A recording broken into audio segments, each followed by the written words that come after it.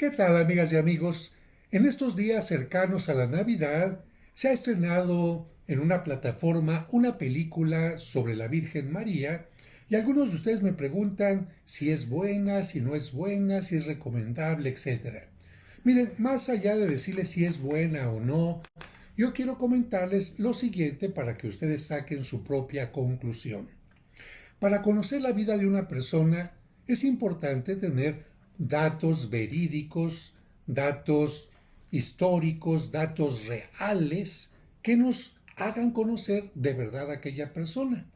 Si no tenemos estos datos o si alguna persona inventa cosas, entonces ya no estamos hablando de la vida de una persona, sino de la fantasía, de la invención, de la ficción de una persona. Y por lo tanto, ya no se trata de la historia de una persona, sino más bien de cuentos, de fantasías y de historias que pueden ser muy bonitas, que pueden ser interesantes, que pueden ser polémicas, pero finalmente no es la historia de una persona. ¿Qué datos podríamos tener nosotros sobre la Virgen María? ¿Cuáles son los más antiguos, los fundamentales? Los encontramos en la Biblia y concretamente en el Evangelio de San Lucas. San Lucas, al que se le llama incluso el pintor de la Virgen porque él nos da más matices de quién fue la Virgen María, es el que nos habla de en primer lugar, del momento en que nace Juan el Bautista y tiene relación con la Virgen María. Después, el momento en que el ángel le anuncia a la Virgen María que ella va a ser la madre de Cristo, que ella va a visitar a su prima Isabel. Viene el momento del nacimiento, especialmente para hablar de la etapa anterior al nacimiento, y después otros evangelios nos hablan de algún momento como el primer milagro de Cristo en relación a su madre y evidentemente los que tienen que ver cuando Cristo muere. Hay que regresar un poquito a la infancia para cuando el niño se pierde en el templo y también cuando José y María tienen que huir a Egipto para proteger al niño que acaba de nacer. Bien, esta es la información escueta, mínima, sobre la Virgen María. ¿Y por qué no habla más el Evangelio de ella? Porque recordemos que el Evangelio se centra en Cristo. No se centra en los apóstoles, no se centra en la Virgen María, ni en otros detalles. Incluso de Cristo se centra solamente en lo fundamental, no en cosas que no tengan que ver con nuestra salvación.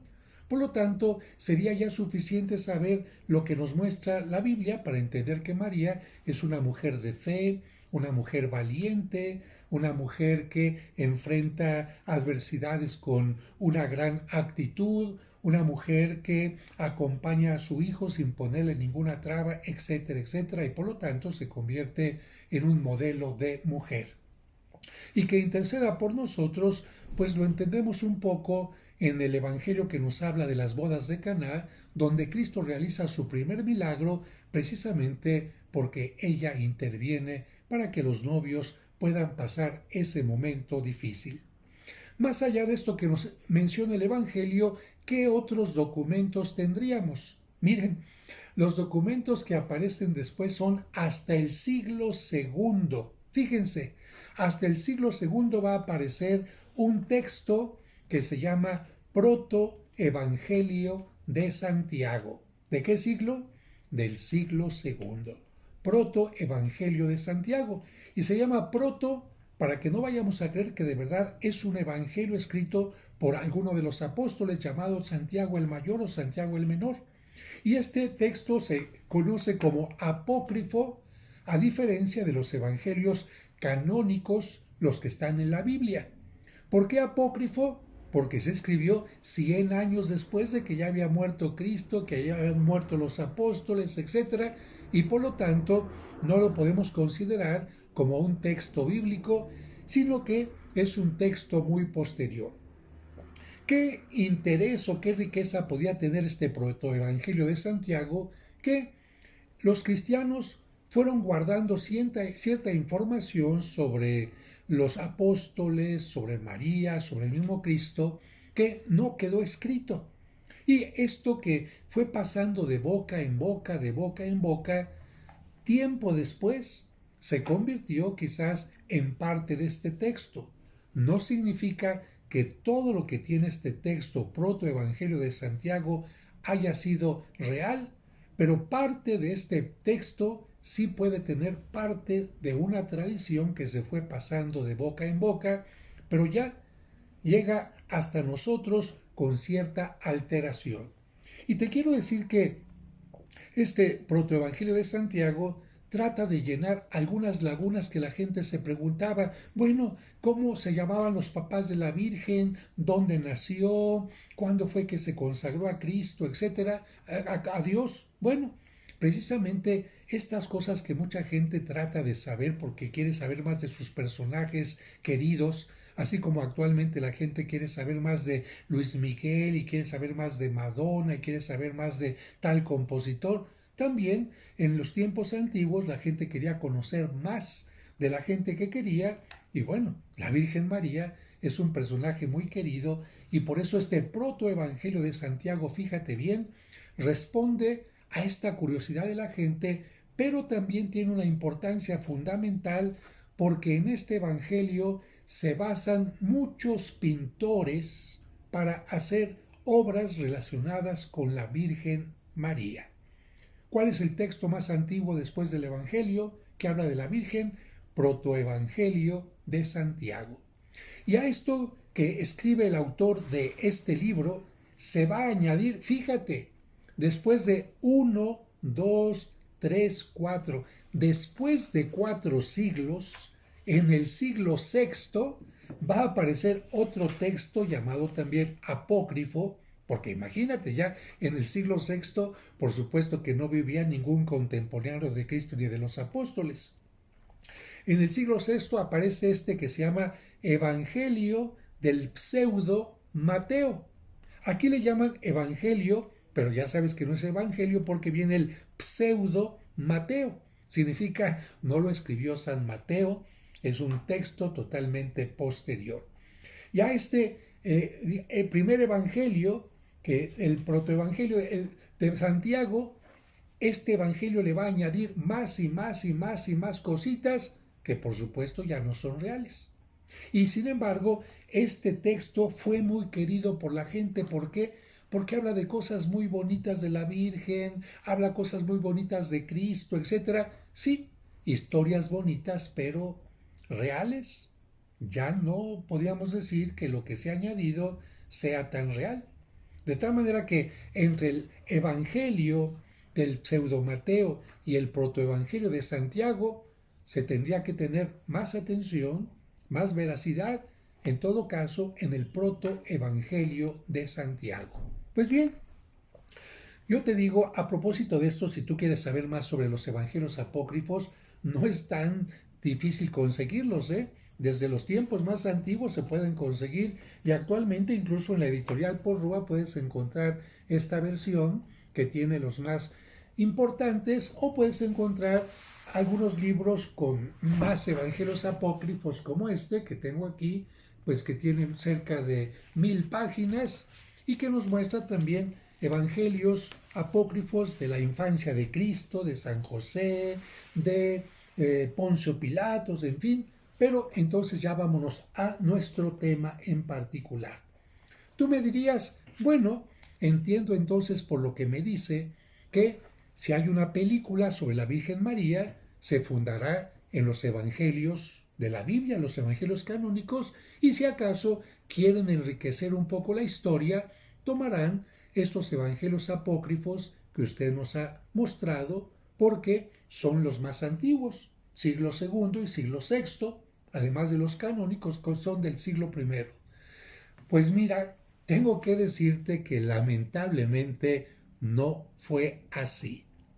Hay otras películas anteriores dedicadas a la Virgen María que sí tocan estos temas sobre su vida basados en estos evangelios apócrifos, pero yo no sé la intención de la persona, el productor, el director que hicieron esta película para presentar algo tan raro, tan extraño, tan revuelto, tan confuso, desde mi punto de vista tan malo para hacer esta película.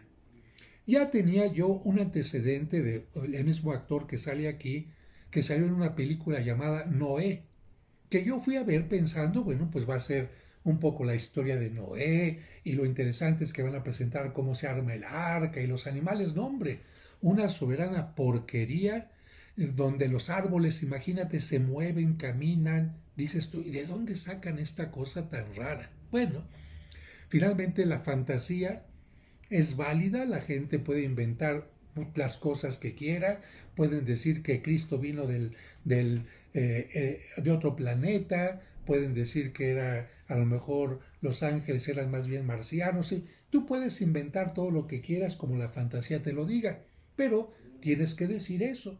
Se trata de una película de ficción. Y hay cierta ficción permitida, porque en todas las historias, cuando tienes que hablar de un personaje, puedes poner personajes extras que ayuden a comprender la situación, el tiempo histórico, alguien con quien dialoga el personaje, en fin, cosas que te ayuden a entender mejor la realidad. Y de hecho, hay muchas películas históricas que tienen personajes ficticios, diálogos ficticios, pero que en el fondo te llevan a algo profundo, a una realidad profunda, a una verdad profunda, y en este caso más bien hay una confusión tremenda. Primero, ¿por qué? Yo hice aquí algunas anotaciones, pero la primera que te tendría que decir es, hombre, si no respetan por lo menos los evangelios que están en la Biblia, bueno, entonces ya la historia por sí cae sola.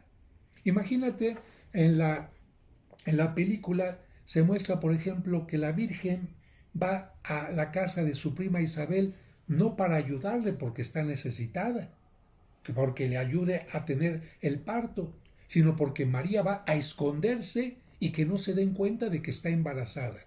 Cambió radicalmente el asunto. En la película se menciona que toda la gente llega a Belén porque ya todos saben que van a ser el Mesías y por eso está tan lleno Belén, en lugar de decir lo que dice la Biblia, que la gente está llegando a Belén porque el emperador mandó a hacer un censo y la gente que había nacido en Belén tenía que registrarse para que el emperador tuviera este dato. Fíjate, ya son dos cosas completamente distintas. Otra cosa que dice el Evangelio real es que Juan el Bautista le llevaba 6 meses de anticipo a el nacimiento de Cristo, es decir, era mayor 6 meses, y la película dice que eran 7. Imagínate, ya desde aquí empezamos con problemas graves. Ya están cambiando el evangelio real de la Biblia. Y ahora, si nos vamos a los evangelios apócrifos, oiga padre, pero por lo menos sí se adaptaron a los evangelios apócrifos, ¿qué te digo? Si ni a los reales les pusieron un respeto particular, a los evangelios apócrifos toman lo que se les ocurre, inventan una serie de cosas tan absurdas que dices tú, bueno, por lo menos está bien hecha la parte de documentación del lugar. No, imagínate el templo de Jerusalén que fue construido por Salomón y reconstruido por más tarde, después del exilio, y por Herodes en un momento, era un templo con influencia fenicia, porque los judíos no tenían gran conocimiento de la arquitectura y se habían auxiliado de ellos. Pero imagínate, el templo que pasan en la película tenía cúpula. Imagínate, como si fuera hecho en Babilonia, porque la cúpula se descubre un poco en Babilonia, pero no se desarrolla mucho hasta que vienen los romanos en el Panteón y después en el Renacimiento y otras cosas más. Un templo con cúpula.